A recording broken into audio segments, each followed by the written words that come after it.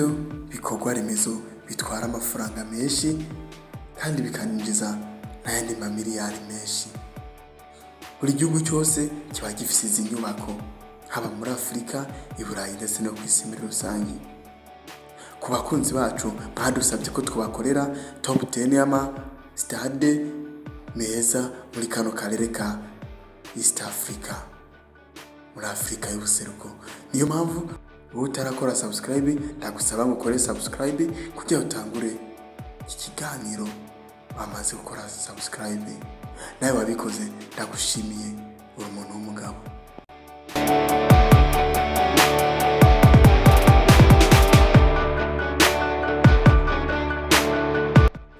N'abatindiye reka tujye ku mwanya wa 10. Ku mwanya wa 10 turahasanga stade nziza yo mu Bugande. Iyi stade bayita Akibwa Olympic Stadium. Iyi stade Akibwa Olympic Stadium ni imwe mu stade meza afise view nziza asakaye impande zose. Iyi stade bayisuku kubera umunyatlete umunyamateka Johnny Akibwa.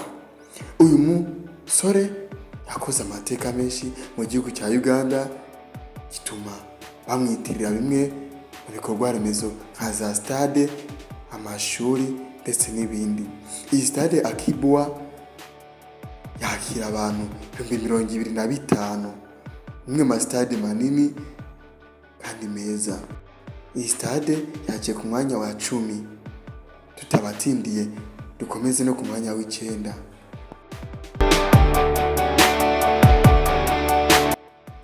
Chamazi Complex Stadium. Iyi ni stade irereye mu gihugu cya Tanzania, neza mu mujyi wa Dar es Salaam. Nimba uzi neza ekipe ya Azam FC, iyi niyo stade yayo.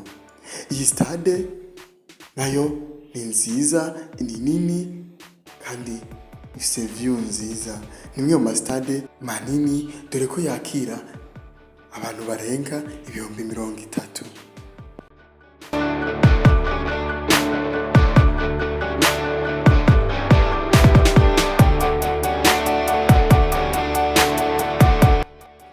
Kipchoge Stadium ku mwanya w'8. Iyi ni stade nziza irereye mu mujyi wa Nairobi hari mu gihugu cya Kenya.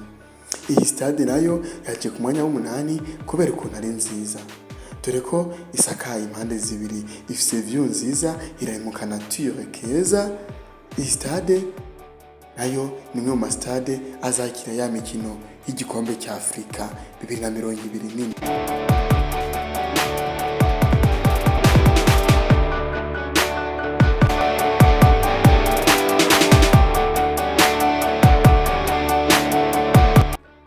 Na Kivubo Stadium ku mwanya w'7. Na Kivubo Stadium ni stade herereye Kampala mu gihugu cya Uganda.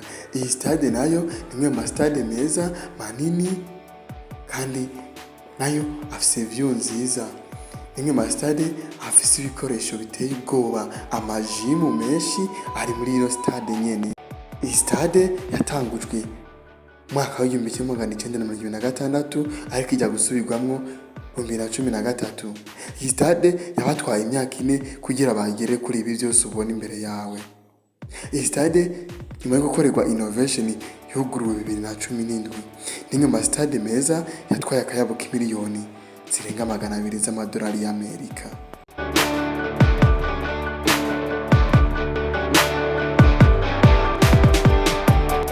Nayo Nation Stadium. Iyi stade nayo iri neza mu gihugu cya Kenya. Bigusaba kugenda ibirometero 2 uva mu mujyi Nairobi kugira usike muri iyo stade. Iyi stade ituranye n'ikibuga cy'indege kandi kaba iri hafi y'umuhanda ujya ku kivuko cya Mombasa. Iyi stade yubatswe mu 1987 yakira abantu 50,000. Ni imwe mu stade meza manini kandi nayo azakira ya mikino ya kane 2027.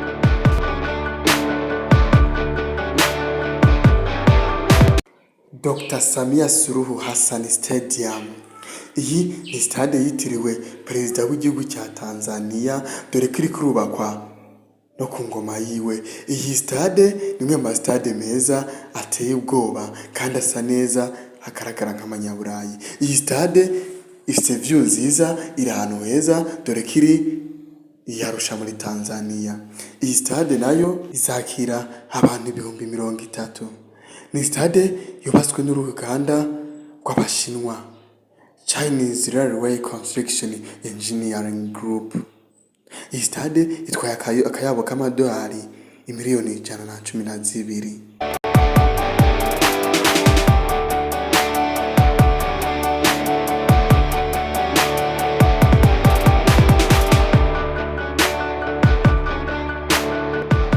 Mandela National Stadium ku mwanya wa 4. Iyi stade cyangwa se uyite Namboole Stadium iri mu gihugu cya Uganda, neza mu mujyi wa Bweyogerere. Iyi ni mu stade manini yakira abantu 45,202.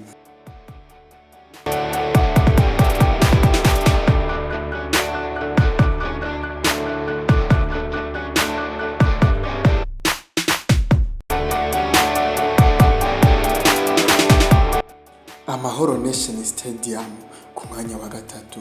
Iyi stade nayo iherereye mu gihugu cy'u Rwanda, neza mu mujyi wa Kigali muri Gasabo. Iyi stade ni muri stade nziza zinini kandi zifite view nziza imbere n'inyuma, dore ko isakaye impande zose. Iyi stade ifite VUP 2.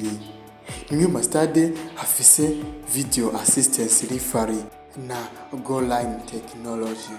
Iyi stade yakira abantu 45,000, yatangiye gusubirwamwo mu 2022.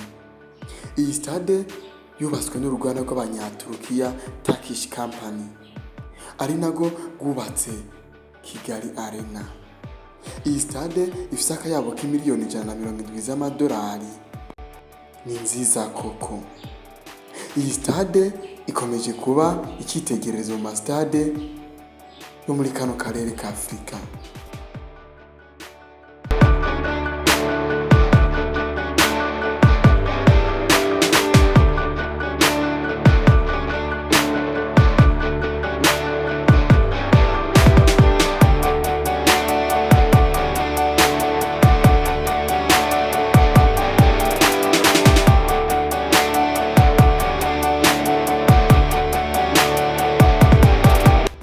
Talanta Stadium ku mwanya wa 2. Iyi stade iri Nairobi mu gihugu cya Kenya. Ni imwe mu stade atwaye amafaranga menshi muri stade zo muri kano karere ka Afrika y'ubuseruko. Iyi stade dore ko imaze gutwara akayabo k'imiliyoni 257 mu mashiringi y'amanyakenya, ni miliyari 36. Iyi stade izakira abantu 60.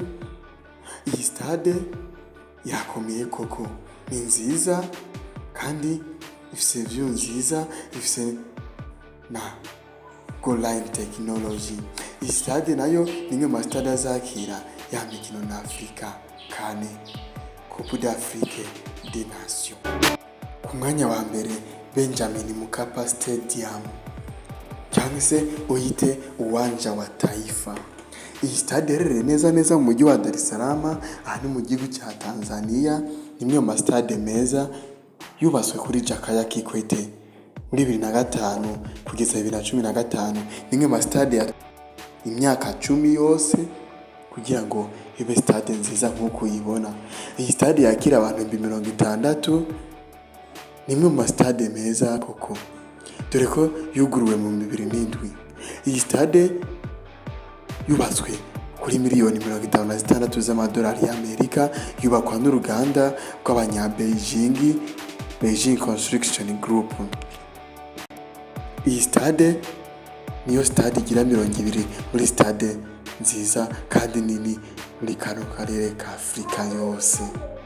Ndagushimiye warabye no video ukayitangura ukawirangije. Ndakwibutsa gukora subscribe nimba utabikoze. Bari kumwe na Mr. Chimbaho. Ndabakunda. mukomeze kubana natwe mu biganiro byose biri imbere. Tubizeza ko tubategura ibiganiro byiza kandi by'inyurabwenge. Murakoze.